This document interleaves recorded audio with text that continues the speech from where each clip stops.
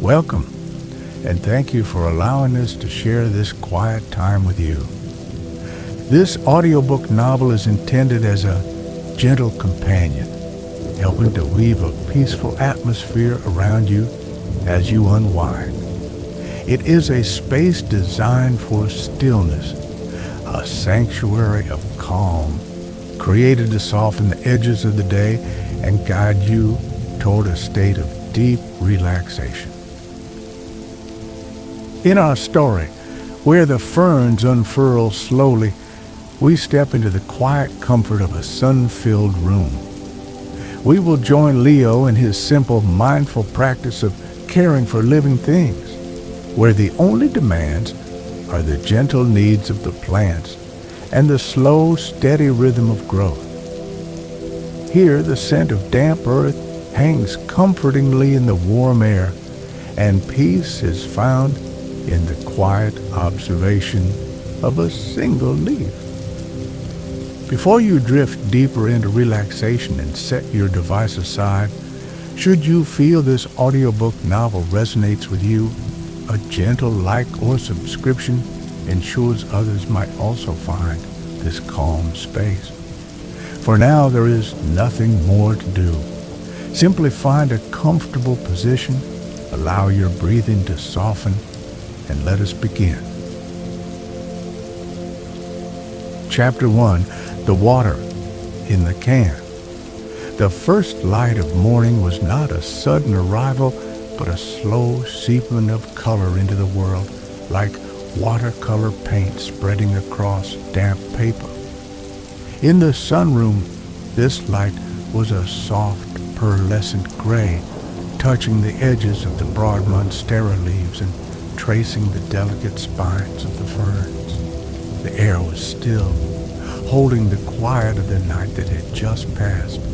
It carried a faint, clean scent, a mixture of sleeping foliage and cool glass. The only sound was the almost imperceptible hum of the house itself, the quiet breath of a place at rest before the day truly began. Leo entered the room without a sound, his bare feet making no purchase on the worn, smooth wooden floorboards. The floor felt cool, a pleasant and grounding sensation that connected him to the quiet energy of the space. He paused just inside the doorway, his presence a simple, calm addition to the scene. His gaze swept gently across the room, not inspecting or judging, but simply taking in the familiar shapes and shadows. He saw the drooping head of the prayer plant, still folded in its nocturnal slumber, and the tall, stoic form of the snake plant in the corner, its sharp outline softened by the dim light. He moved towards the small porcelain utility sink tucked away in the corner, its white surface gleaming faintly. His movements were unhurried, each one flowing into the next with a practiced ease. He reached for the watering can resting on the floor beside the sink. It was a small can, made of metal and painted a deep, comforting forest green. The paint worn thin in places from years of use. Its handle was smooth and cool to the touch. He lifted it, its lightweight familiar in his hand, and placed it under the tap. He turned the brass handle of the faucet, not with a quick twist, but with a slow, deliberate rotation. The first trickle of water was quiet, soft whisper against the metal bottom of the can. As he opened the tap further, the sound grew into a gentle, resonant drumming, a hollow and peaceful tone that seemed to fill the quiet room.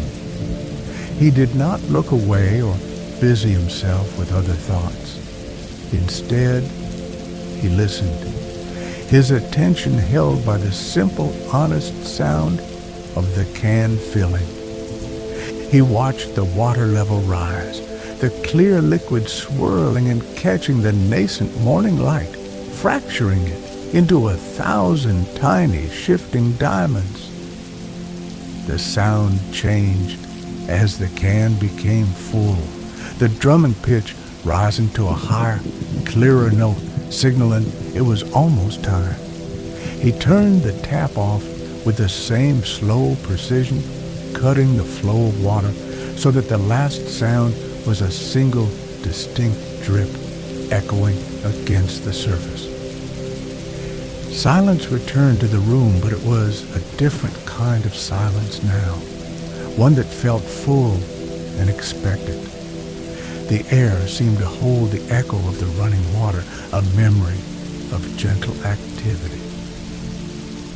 Lifting the watering can, he felt its new satisfying weight. It was a gentle heft, a promise of purpose. The water inside sloshed softly, a contained and quiet sound. He held it for a moment, the cold metal slowly beginning to absorb a hint of warmth from his hand. He looked from the can to the plants, arrayed around the room like quiet, patient friends. The soft gray light was beginning to warm now, shifting towards a pale, milky gold as the sun climbed higher. The day was beginning, not with a rush, but with a simple, peaceful act of preparing to give water. The first task was complete, a small, perfect circle of intention and action. He took a slow, easy breath, the clean, green-scented air filling his lungs. The dust motes had begun their daily dance now, caught in the strengthening beams of light that slanted through the glass panes. They swirled in lazy, silent currents, each one a tiny, illuminated world. He stood there, a still point in the gently waking room, the green watering can held steady in his hand, ready for the next quiet moment to unfold. Chapter 2. First leaves to tend. Carrying the watering can, Leo moved toward the long, low bench that ran along the main window. This was where the smaller plants resided, the ones that loved the direct, though gentle, morning light. He placed the can down on the floor beside him, its base settling with a soft, solid sound on the wood. His movements were economical and serene, devoid of any hurry. The sun was stronger now, casting long, soft-edged shadows across the floor, patterns formed by the leaves and the window frames, a slow, shifting mosaic. His attention went first to a small collection of succulents in shallow terracotta pots. The pots themselves were warm to the touch, having already soaked up the early sun. He knelt down, the floorboards cool against his knees. He didn't water them first. Instead, he began his rounds of quiet inspection. His fingers gently brushed against the plump, silvery green leaves of an echeveria, its surface feeling smooth and slightly waxy like a polished stone. He was checking its firmness, a silent conversation between him and the plant about its needs. The leaves were turgid and full, a sign it was content. He moved his attention to the next pot, which held a string of pearls plant. Its delicate bead-like leaves cascaded over the side of the pot in a green waterfall. A few of the pearls near the soil looked slightly shriveled. He made a quiet mental note.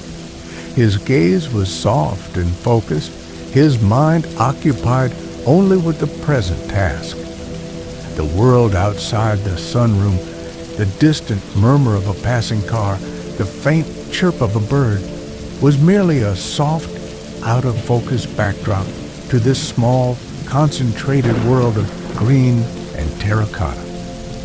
From a small canvas pouch on the bench, he retrieved a piece of soft, worn flannel. He unfolded it, the fabric clean and familiar in his hands. He leaned towards a small jade plant, its woody stem like a miniature tree. On one of its glossy, coin-shaped leaves, he noticed a single speck of dust, a tiny imperfection on the otherwise pristine surface. With the utmost gentleness, he used the cloth to wipe the leaf clean. His touch was feather-like, supporting the leaf from underneath with 2 fingers as he wiped its surface. The dust vanished, and the deep, healthy green of the leaf seemed to brighten, reflecting the morning light with a renewed sheen. He continued this simple meditative task for a few more moments, moving from one plant to another. He wiped a film of dust from the broad leaf of a young bird of paradise, his cloth following the elegant lines of its veins. The action was rhythmic and soothing. It was a small act of care, a gesture of attention that asked for nothing in return. There was a quiet satisfaction in it, the feeling of tending to something, of restoring a simple natural order. The faint, earthy smell of the dry soil in the pots rose to meet him as he worked.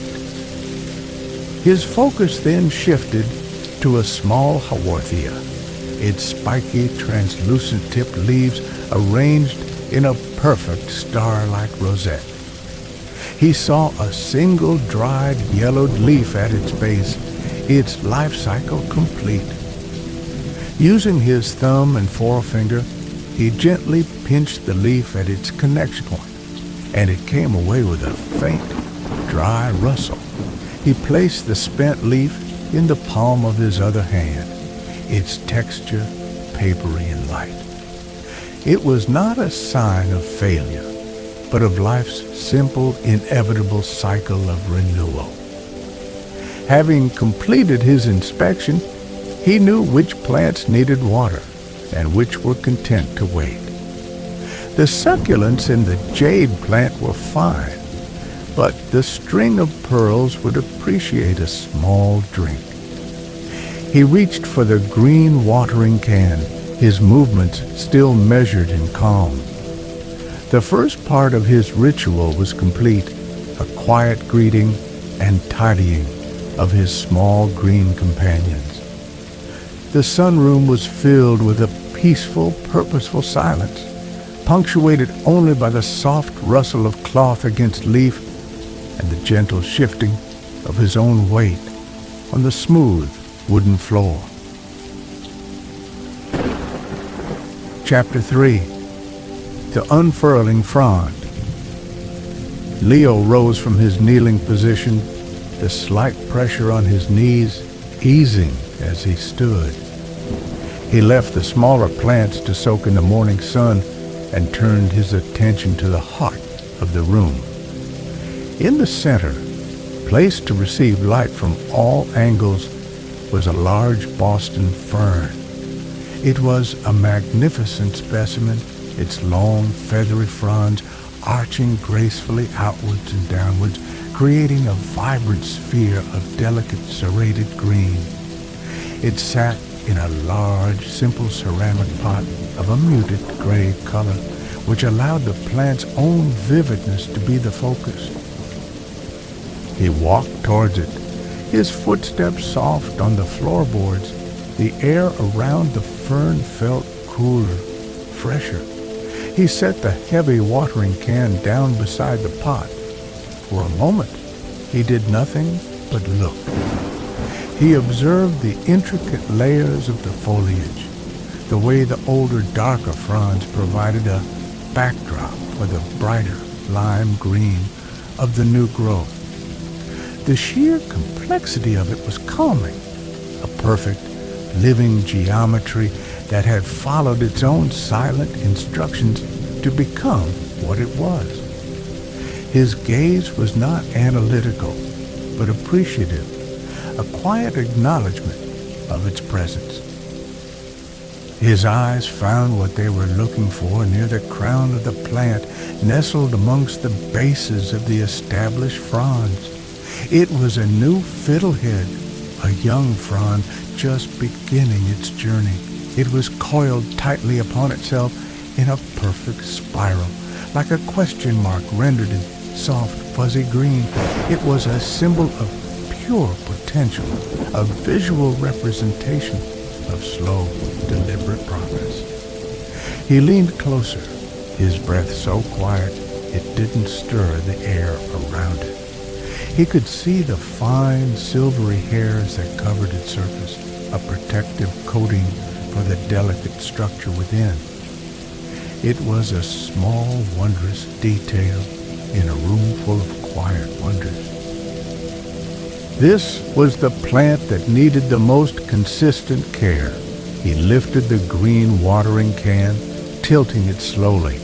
The long, thin spout allowed him to direct the water precisely right at the base of the plant, avoiding the delicate fronds.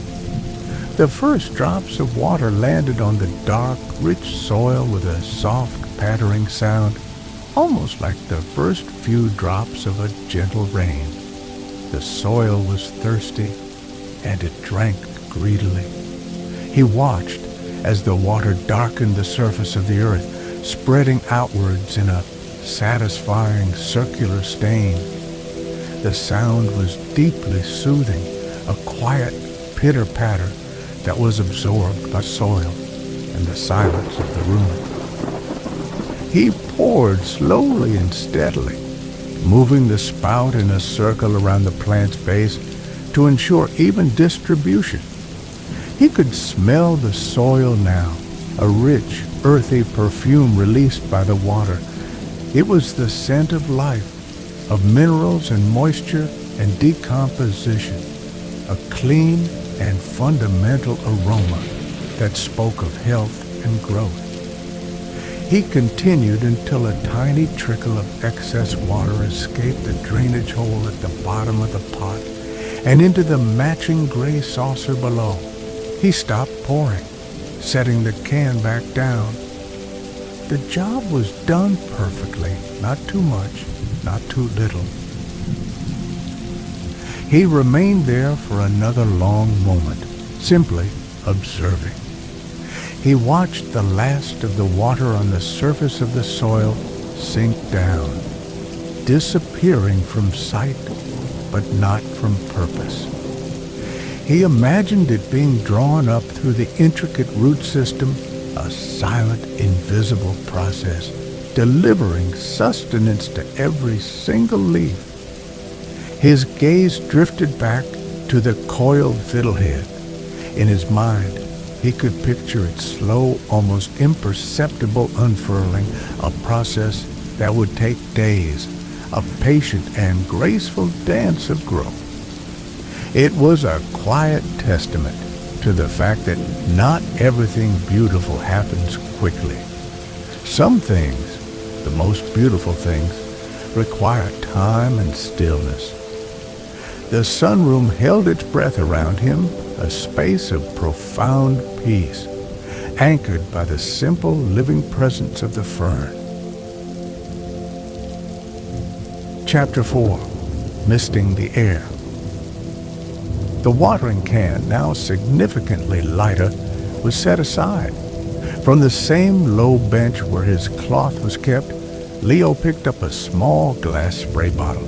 The water inside was clear, and the bottle itself felt cool and smooth in his hand. The nozzle was made of simple, dark plastic. This tool was for a different kind of watering, a more atmospheric kind of care. While the fern was the room's centerpiece, other plants, like the calathea with its painted-looking leaves and the delicate maidenhair fern, thrived on humidity. He moved toward the corner where these more tropical plants were clustered together, creating a small jungle of varied textures and shades of green. The light here was more dappled, filtered through the larger leaves of the monstera nearby. It was a softer, more protected corner of the room. He stood before the cluster, holding the spray bottle, his thumb resting on the trigger. The first pump was gentle, a priming action. Then he began to mist. He didn't spray the leaves directly, but rather the air just above and around them. A fine, cool vapor bloomed silently in the air, a miniature cloud catching the slanted rays of light. For a fleeting second, the mist hung there, refracting the light into a soft, ethereal spectrum, a tiny personal rainbow that vanished almost as soon as it appeared.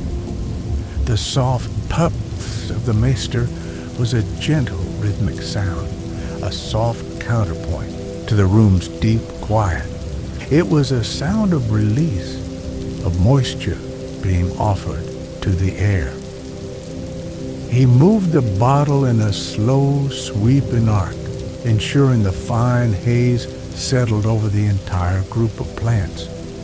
Tiny, jewel-like droplets began to form on the edges of the leaves, clinging to the fine hairs of one, beating on the waxy surface of another.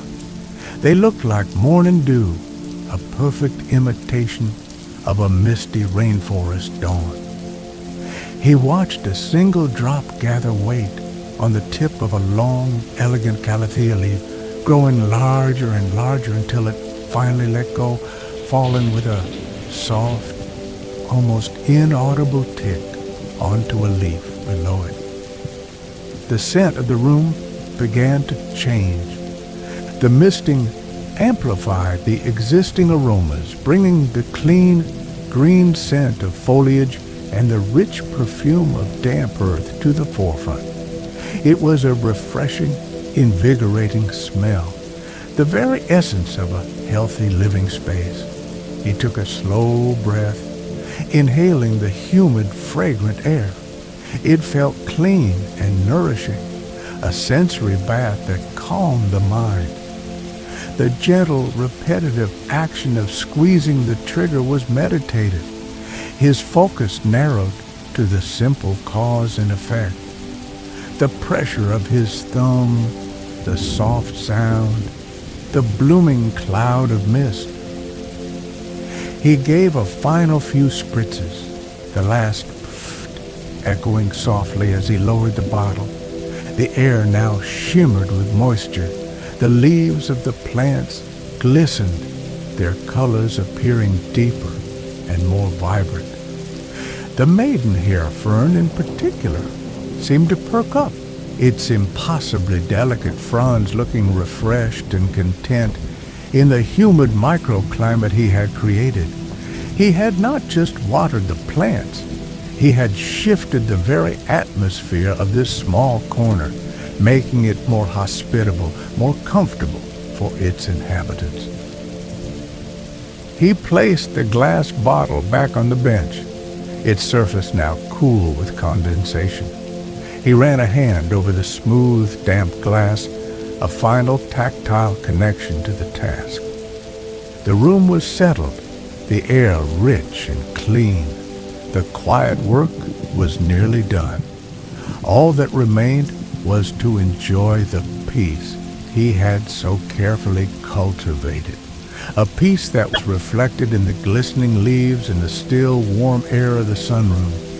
The gentle rhythm of care had created a palpable sense of tranquility. Chapter 5. A stillness among the green.